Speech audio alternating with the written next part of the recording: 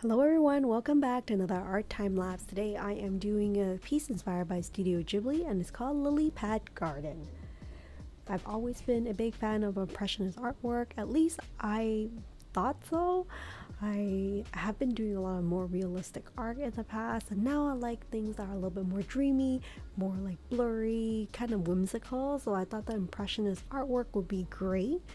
So I was inspired by some classic pieces that I saw that had like the lily pads on the pond, and I want to do something reminiscent of that with lots of different colors for lily pads, which I think plays really well with the aesthetics of like the whole Studio Ghibli, in particular Ponyo, because I love all the different colors for the underwater scenes for Ponyo. So I thought I would do impressionist like view of the lily pad garden and then have it like merge with Ponyo. So here just want to have some dark contrast with the lighter contrast in the background, so it's almost looking like you're peering behind a bush, capturing like a special moment, as you can see as the kids are kind of looking down from their boat, which you'll see once I start drawing in the main characters. But for me, for this particular piece, I like to draw the background and then draw the foreground afterwards. So here adding in some dark colors to kind of create that contrast and more depth for the painting itself.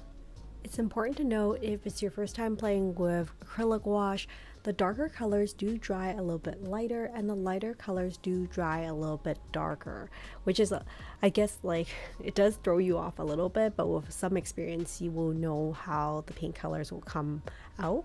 I find that for a lot of my dark colors, in order to get that depth, it does require me to add on like several layers of paint after each layer dries before you can get those darker shades that you really want. Here just adding in some like light pinks, because I think that would look so dreamy for this impressionist lily pad garden. Honestly, this piece did take a little bit longer than I expected to complete. I think it has to do with like I didn't have like a clear vision of how the lily pads were going to come out. I knew they were going to be like rainbow colored and really like impressionistic, but like when it came to execution, I needed to do more research on terms of like how the colors will fade into each other, where the main character is going to be. So I think, thinking back, if I was to hone down on one lesson that I learned from this painting, is that to plan ahead, plan with like a clear picture in mind on how I plan on executing, and that would definitely have led to this process being a little bit more seamless and not taking as much time. However, I'm sure that sometimes there are like happy things or happy accidents that came about when I paint. Here, if you look closely, you can see the lily pads are not like just dabs of paint and they're not just complete ovals.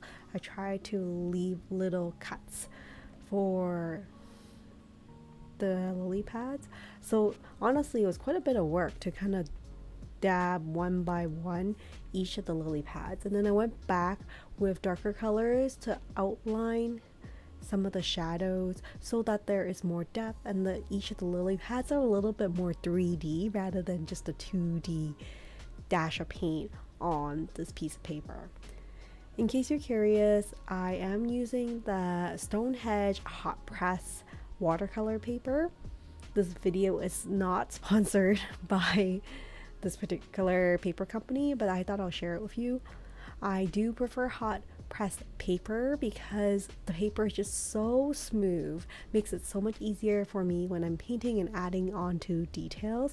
But however, sometimes I do prefer cold pressed paper that's a little bit more grainy and more texture when it calls for it for particular subjects that I am painting. Here, just zooming out again, you can see I've added a lot more details compared to before. If anything, I was worried that I was doing like too many details, because sometimes it can be really overwhelming if it's too many details. So I just had to go back with like large blotches of purple just to kind of even out the colors a little bit more. Do you think that it has impressionist feel? it's clear where the focus of the artwork should be, and that's where I'm planning on adding the main focus, which is the characters that will be on a boat and like floating along in this beautiful dreamy lily pad garden. Now I'm going back with some light blues, add highlights. Can you imagine if you were in this type of scene and just like rowing through this like fantasy like lily pad garden? Would it be not like so dreamy, like once in a lifetime moment? Now that I finished most of the background, I'm now gonna focus on the main characters that I'm gonna draw for this painting. I'm using a light color, like a white color or like a light apricot color, to highlight where the character is going to be. Now the reason I have to add the light color first is because any other colors I add on top is not going to pop as much if I just paint on top of the darker shades. And this is something that I just learned through experience, so I decided to add on quite a bit of lighter colors and whites before spending the time to add on the details for the characters and the characters' faces.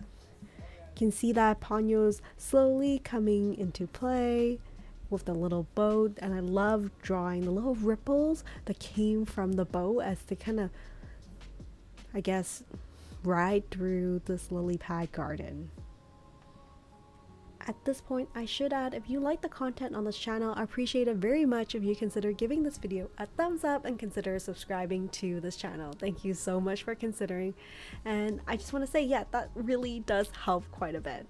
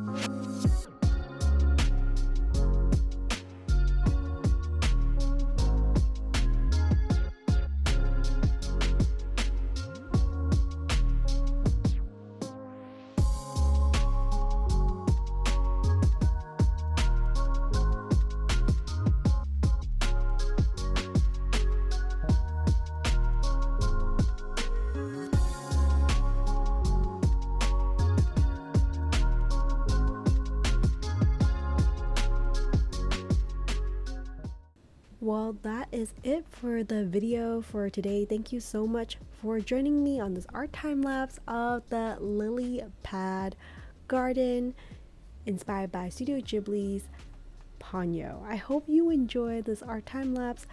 I certainly did enjoy painting it, and hopefully I will see you in future videos. Take care and stay creative, everyone. Bye for now.